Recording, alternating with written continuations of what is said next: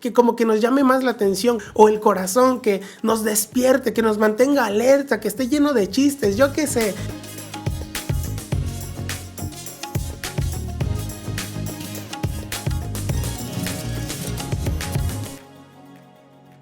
¿Alguna vez te has encontrado leyendo una genealogía en la Biblia?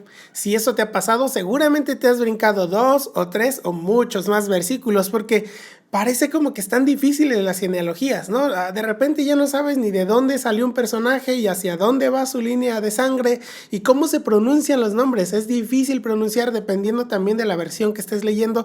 Por ejemplo, la versión 60 a veces complica un poco más los nombres, y también algunas más actuales como que les agregan X y letras que cuesta un poco pronunciar, y entonces estamos ahí batallando en, ¿será que me aviento esta genealogía que es todo un capítulo, o mejor me brinco y voy a algo que parece más sustancioso? Bueno, vamos a leer un ejemplo de esto que te estoy diciendo para que te lo imagines si es que nunca te has topado con una genealogía en la Biblia. Isaí, padre del rey David. David fue el padre de Salomón, cuya madre había sido la esposa de Urías. Salomón, padre de Roboán. Roboán, padre de Abías. Abías, padre de Asá. Asá, padre de Josafat. Josafat, padre de Jorán. Jorán, padre de Usías. Usías, padre de Jotán. Jotán, padre de Acaz. Acaz, padre de Ezequías. Ezequías, padre de Manasés. Manasés, padre de Amón. Amón, padre de Josías. Y Josías, padre de Jeconías y de sus hermanos en tiempos de la deportación a Babilonia. Además de las genealogías, hay algunas lecturas con las que a veces podemos toparnos, como los discursos de Job y sus amigos, obviamente en el libro de Job, donde cada uno de ellos se toma un tiempo para ir hablando y disertando de por qué Job está atravesando los momentos difíciles que estuvo viviendo, ¿no? Cuando murieron sus hijos, cuando perdió todo, cuando se quedó enfermo, cuando su esposa lo dejó, todo eso, todos esos discursos como que decimos, híjole, estos filósofos como que me aburren bastante. O qué tal Levítico y todas las reglas que el pueblo de Israel debían seguir para vivir tranquilamente, para estar en paz, para convivir unos con otros, para poder llevársela tranquilos, ¿no? O incluso los discursos amorosos del libro de Cantares, esos versículos que se ponen bien apasionados y como que decimos, bueno, esto es para un momento romántico, ¿no? Como que no conviene leerlos porque mejor me los brinco, después en febrero los leo con más calma, ¿no? Un poquito más bohemio el momento, lo leo y ya entonces el Señor me va a hablar para poder decirle algo a mi esposa, a mi novia, a mi esposo, a mi novio. Pero lo mismo sucede con los libros de Daniel o Apocalipsis, que hablan de profecías y momentos del futuro y cosas de figuras y bestias y cosas que ni siquiera nos podemos imaginar, cosas que como que no nos da la imaginación para alcanzar a entender todo eso, y necesitamos un poco más de tiempo, con detenimiento, leer esto porque seguramente nos va a costar. Bueno, pues a menudo podemos pensar que no hay mucho que aprender en estos pasajes, como que bueno, me lo salto porque quiero llegar a algo que me nutra más, que yo siento que me nutra más, porque eso de que no nos estamos nutriendo no es cierto, es la palabra de Dios.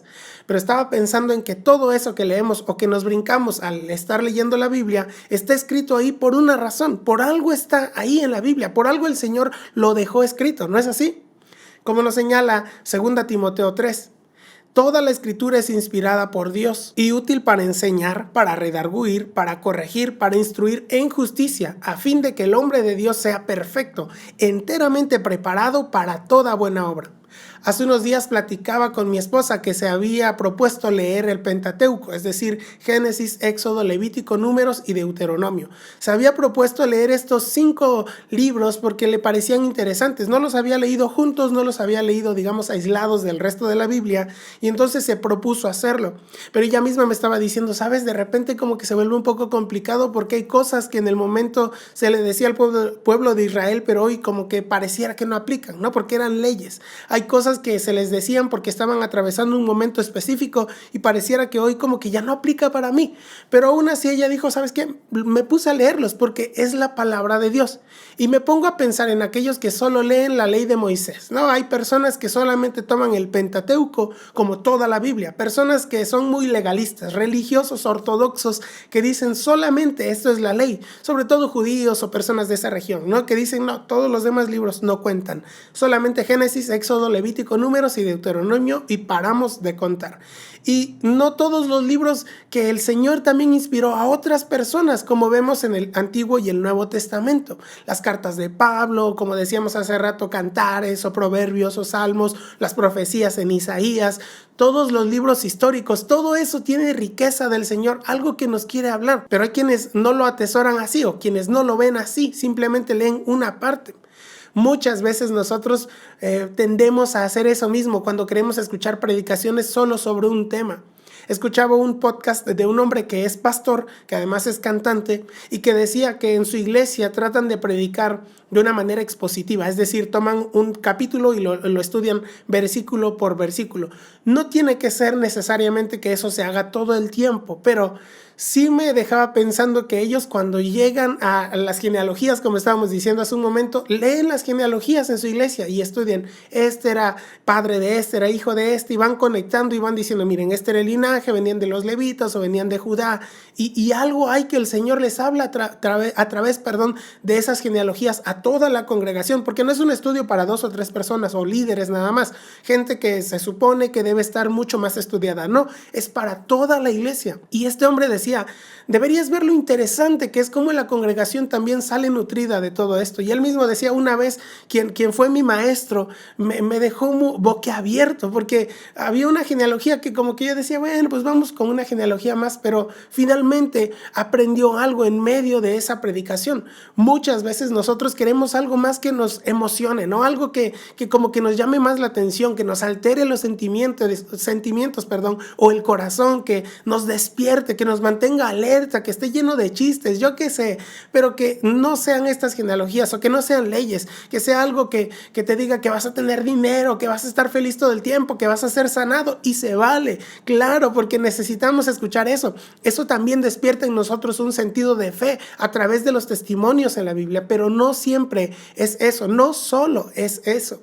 Nuestras lecturas entonces deberían estar enfocadas en todo esto. Nuestra intención al leer la Biblia debería ser que estemos expuestos a todo lo que el Señor nos dejó ahí en esos testamentos, el Antiguo y el Nuevo, y todo esto apunta a Jesús. Leí la historia de un hombre que contaba que un amigo suyo era ateo, que había decidido no creer en Dios, que había decidido enfocarse en otras cosas, en la ciencia, en buscar por su propia cuenta algo eterno, ¿no?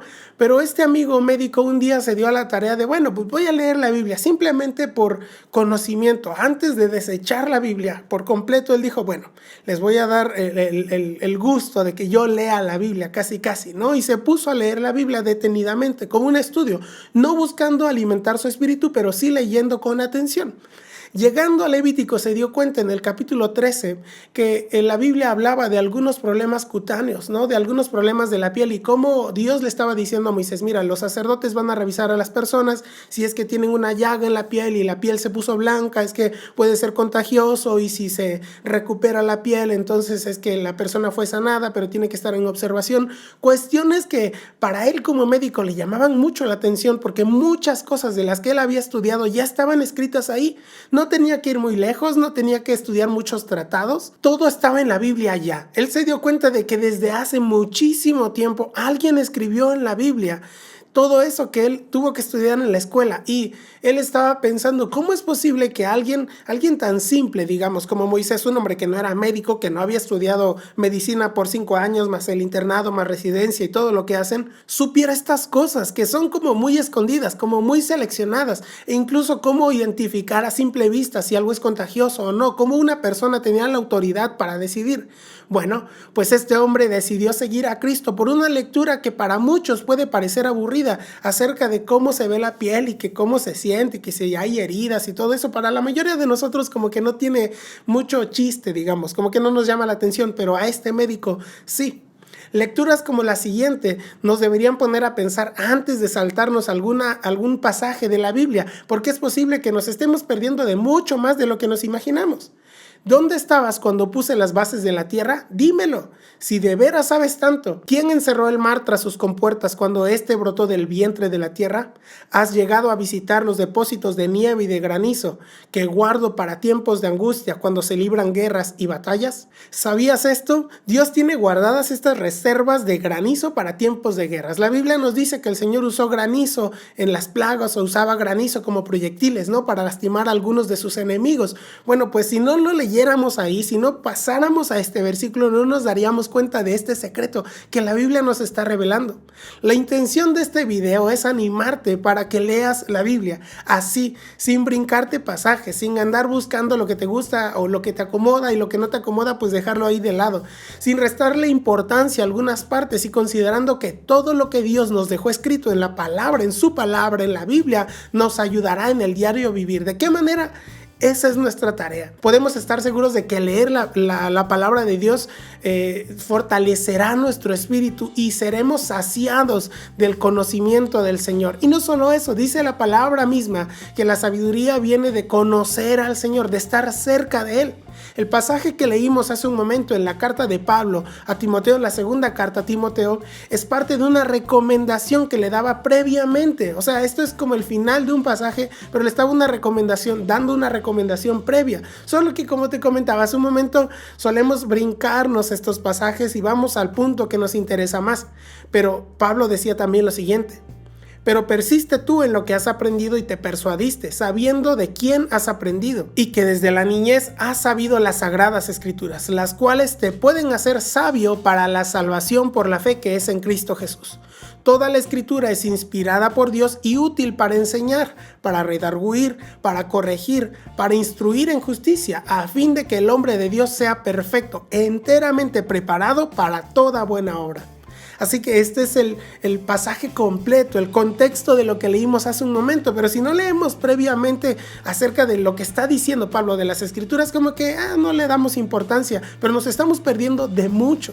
La próxima vez que te encuentres con un pasaje difícil o tedioso, entre comillas, porque no hay pasajes tediosos en la Biblia, para estudiar, recuerda esto y pídele ayuda al Espíritu Santo para que te anime y te ayude a entender lo que Dios, lo que el Padre te quiere hablar a través de las escrituras, y para que encuentres la voluntad del Padre también, porque la profecía y la palabra más segura que podemos encontrar es siempre en la Biblia. Y este es el estudio de la semana. Muchas gracias por acompañarme hoy. Nuevamente te agradezco por la paciencia con estos videos que son un poco más pausados, y sin embargo te invito a que te suscribas, a que le des like a este video. Recuerda que eso nos ayuda mucho para que otras personas puedan enterarse de estos estudios, y recuerda también compartirlo con alguien más. Activa la campanita también para que te notifique cada vez que nosotros subamos un video nuevo.